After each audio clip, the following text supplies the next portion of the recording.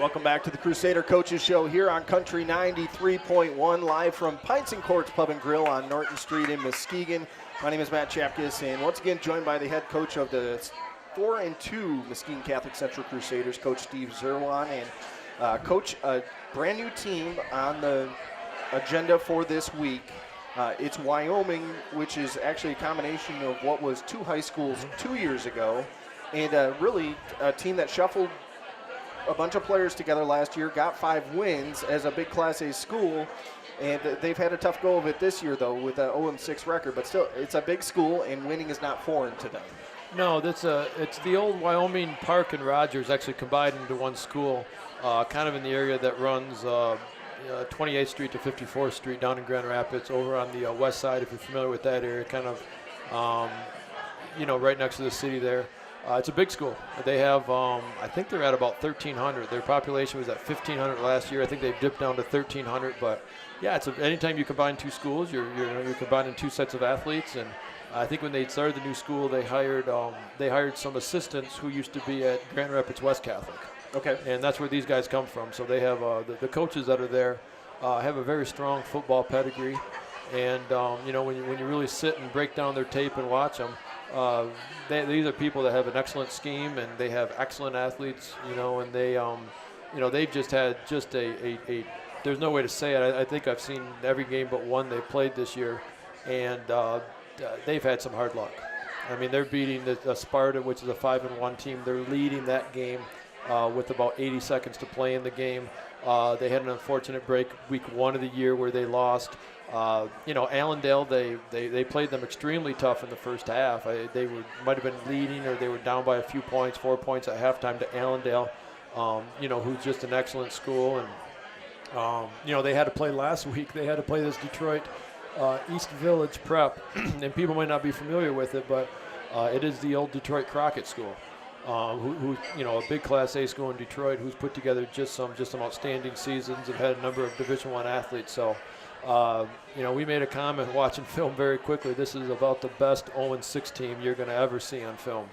And just the work and preparation we put in this week, we're not that we're taking them lightly. We flat out know they got some players and have a good scheme. So, I think we're in for a pretty tight ball game this week. What kind of offense do they run? They ran actually a lot of the stuff that West Catholic used to run, if you're familiar with them, where the quarterback will be in a shotgun and they have one back, but, usually always a tight end. And they primarily want to be a power run team out of the shotgun, and they have schemes for that, but they can throw the ball. A couple of just tremendous athletes. They have a very good receiver, back who's very capable. They have a sophomore who reminds me a little of Tommy Scott in the way that they kind of move him around and get him the ball out in the open field. And, but the quarterback is very capable. He's a bigger guy, reminds me a little of Nick, the fact that he can run and throw and is not small.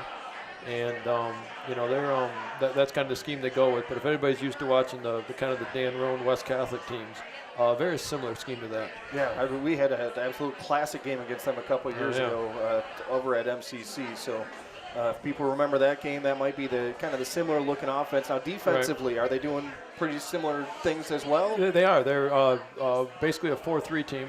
4-3, 4-4. We go back and trying to figure teams out sometimes is tough. If you were trying to sit down and figure out everything that we do, it'd be kind of hard for teams. But they run a kind of a base 4-3, and they like to keep things in front of them. Their defensive backs don't take a lot of chances. Their safeties play back, and they're going to make you go down the field, and they're not going to let you break big plays on you.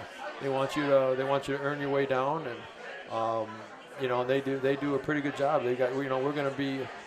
We look at last game, Orchard View, they definitely had some size, and they were bigger than us in a lot of ways, and that's not uncommon for us. They really got some size on this team. They got a couple big linebackers inside and who can run good, and they have a couple bigger D tackles. And those kind of some of the things you can expect from Wyoming. Okay, so we got a little bit of a challenge ahead of us this week, even though don't let the 0-6 fool you. This Wyoming team is an excellent squad.